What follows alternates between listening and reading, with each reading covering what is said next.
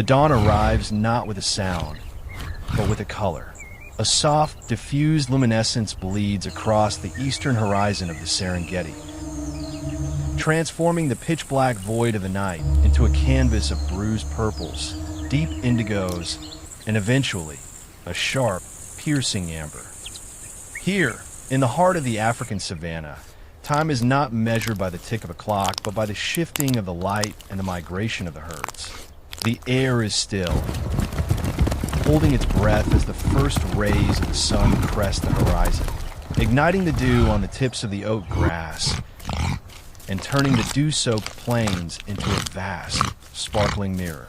This is a world where nature operates on its own ancient, unyielding logic.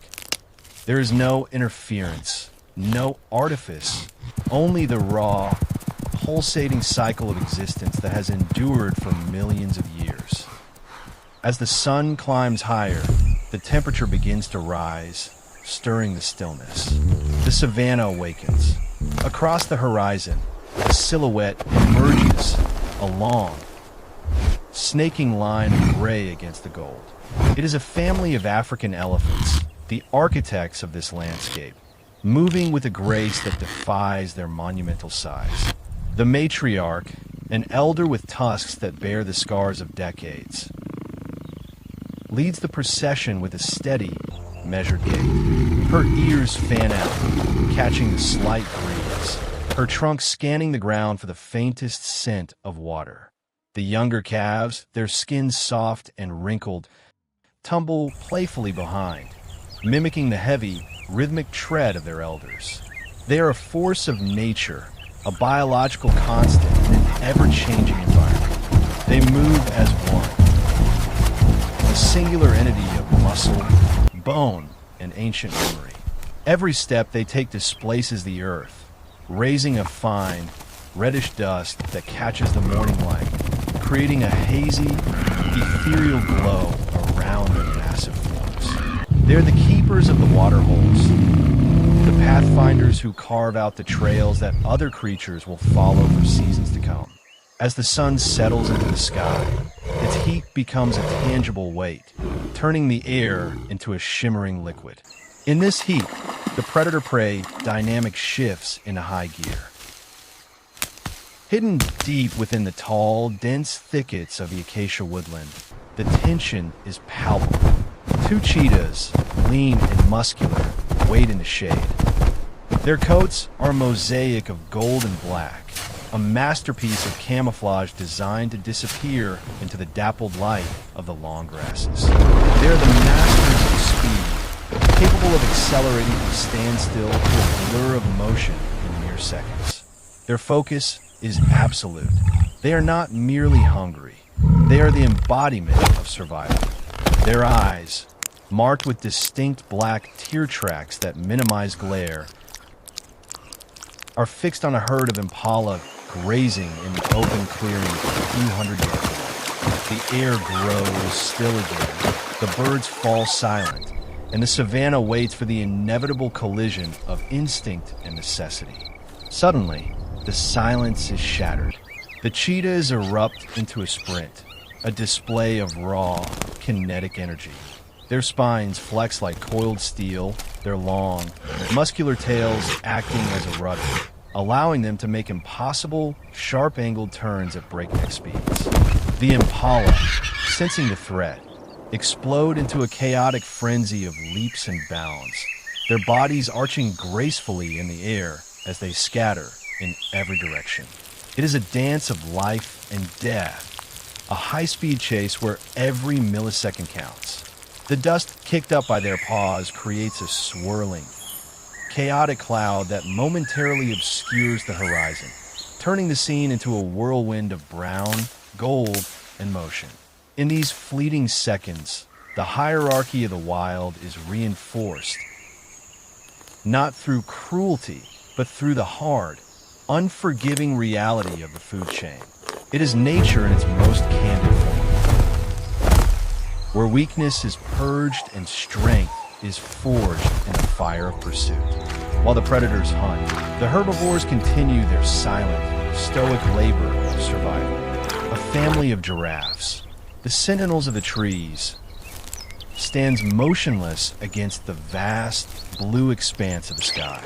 Their long, patterned necks reach high into the canopy of the umbrella acacia, their purple tongues, nearly 20 inches long, deftly stripping the nutrient-rich leaves from the thorny branches. They're the only creatures capable of reaching these heights, occupying a niche in the ecosystem that is uniquely their own. Their large, liquid eyes, protected by long, dark lashes, survey the plains, catching movement from miles away. They are calm, collected, and seemingly detached from the frantic energy of the hunters below. In their presence, there is a sense of ancient peace, a reminder that amidst the constant struggle, there is also the quiet, enduring grace of adaptation. They stand as monuments to survival, their height allowing them to see the world from a vantage point that few others ever achieve. As the day advances, the focus shifts to the microcosmos, the smaller, often overlooked inhabitants of the savanna. On the ground, amidst the cracked, sun-baked clay, a line of black harvester ants marches with mechanical precision. They're a bustling city of industry, each individual carrying a fragment of seed or dry stalk that is often several times their own size. They are the unseen laborers, the cleaners who break down the organic debris that fuels the soil for the next season of grass. Their movement is incessant, a constant, flickering stream of life that weaves between the blades of grass and the jagged, sun-bleached bones of fallen prey. Nearby, a group of dung beetles works in a frenzy of effort, sculpting perfectly round spheres of waste, which they push with their hind legs across the uneven terrain. It is a humble, yet vital task. They are the recyclers of the savanna, turning waste into life-giving nutrients for the soil, ensuring that nothing is truly lost in this ecosystem of constant flux.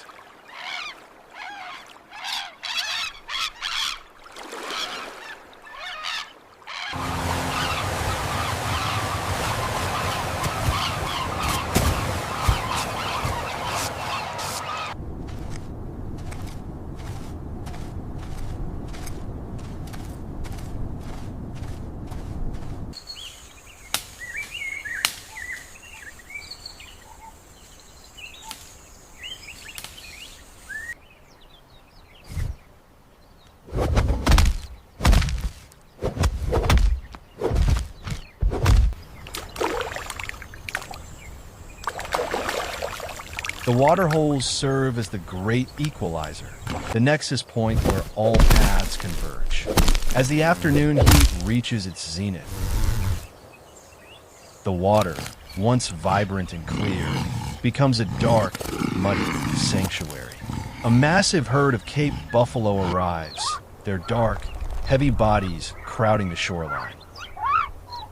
Their horns, curved and imposing, form a formidable defensive ring, protecting the calves that huddle in the center. They drink deeply, their massive tongues lapping at the water, their presence commanding and heavy.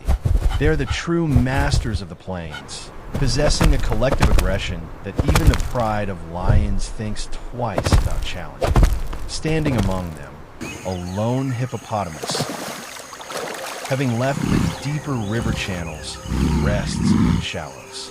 He is a tight-lipped, skin thick, small, glistening with a natural reddish secretion that acts as both sunscreen and antibiotic. With a sudden, explosive movement, he opens his jaws, revealing tusks of bone that could snap a small boat in two. A deep, guttural bellow erupts from his chest, vibrating through the water and across the plains, a territorial warning that resonates with the primal power of the earth itself. The transition to the late afternoon brings a shift in color. The sky, once a harsh, blinding blue, begins to soften, shifting into shades of apricot, violet, and deep, burnt orange. This is the golden hour, a time of transformation when the savanna becomes a landscape of long shadows and dramatic contrasts. The acacia trees, once stark silhouettes against the midday sun, now glow with an inner warmth, their delicate leaves catching the horizontal light.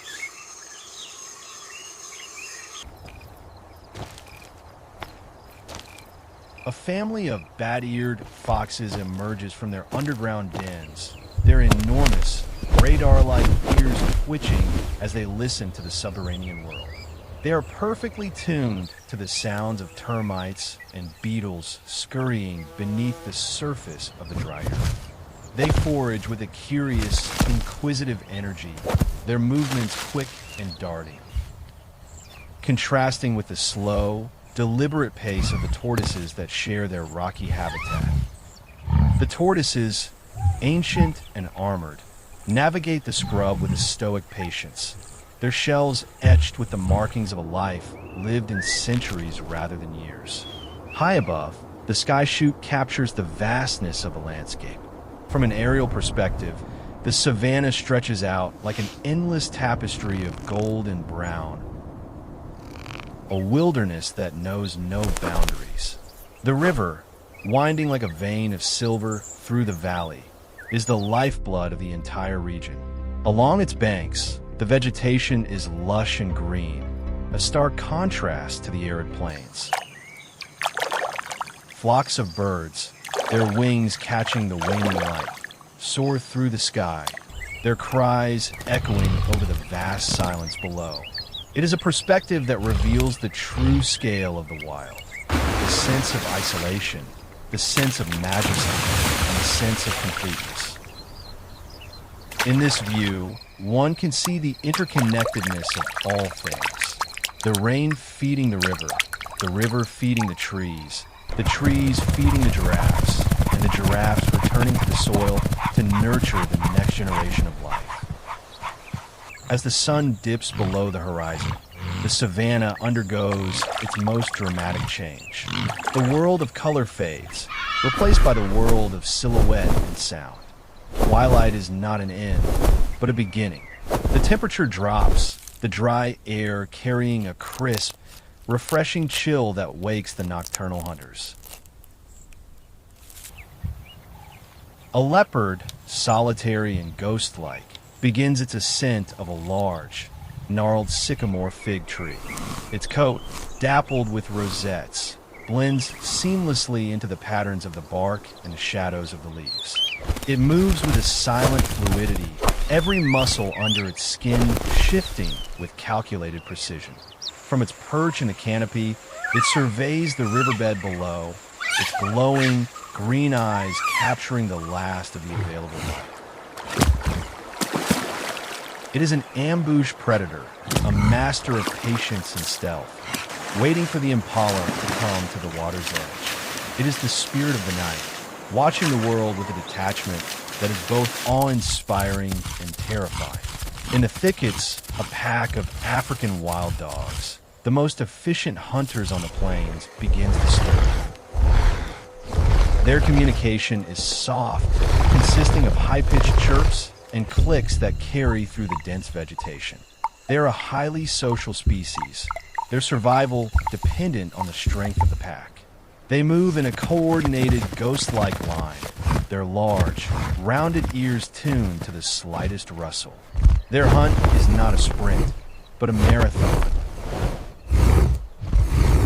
A relentless, exhausting pursuit that wears down even the smoothest of prey. As they enter the open clearing, their behavior shifts. They fan out, forming a crescent, their movements fluid and intelligent. They are not merely hunting, they are strategizing. The prey, sensing the danger, panics, but the pack is already ahead, anticipating every turn.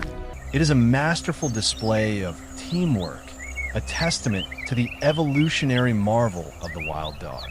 The night deepens, and the savanna transforms into an arena of total darkness. The stars, far from the light pollution of the human world, burn with an intensity that seems almost supernatural. The Milky Way stretches across the zenith, a river of light that mirrors the river on the ground. Under this celestial canopy, the nocturnal drama unfolds. The spotted hyenas, their laughter-like cries echoing across the plains, gather around the remains of the kill. Their jaws, capable of crushing bone with the force of a hydraulic press, make short work of the leftovers, their efficiency ensuring that nothing goes to waste. They're the scavengers, the cleaners, the essential cogs in the savanna's waste disposal system. Their eyes reflect the moonlight, glowing with an eerie, yellow intensity as they spar over the spoils. Their social hierarchy played out in a series of grunts, bites, and displays of dominance. At the waterhole, the scene is transformed once again. The artificial darkness is broken by the faint, silvery light of the moon, revealing a meeting of the giants. A herd of black rhinoceroses, prehistoric and formidable, emerge from the shadows. Their massive, armored bodies are silhouettes against the starlit sky. Their horns pointed forward like daggers. They move with an unexpected lightness, their heavy footsteps muffled by the soft sand. They are solitary creatures, yet here, in the dark, they gather in a moment of communal peace.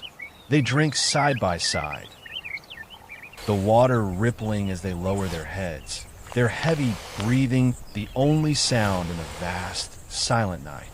It is a moment of profound intimacy, a glimpse into a world that exists entirely independent of human awareness.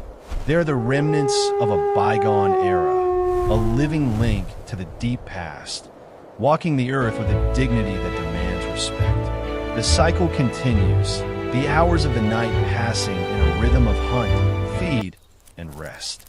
In the dark riverbed, a crocodile lies in wait, an ambush predator of immense patience. It is an ancient design, a creature that has remained virtually unchanged for millions of years. It sits motionless, submerged in the water, only its eyes and nostrils visible above the surface. It is a floating log, awaiting death, its presence a constant threat to anything that dares to approach the water's edge. It is the apex of the aquatic world, a reminder that the savanna is not just the land, but the water that sustains it.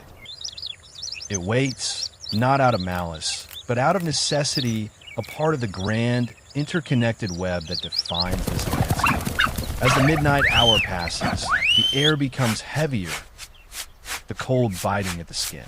The savanna is a world asleep, yet completely alive. The wind whispers through the dry grass, a soft, rustling sound that mimics the movement of the predator. Every shadow holds a potential danger, every sound a potential signal. The herbivores remain vigilant, their ears twitching in the dark, their bodies tensed and ready to bolt.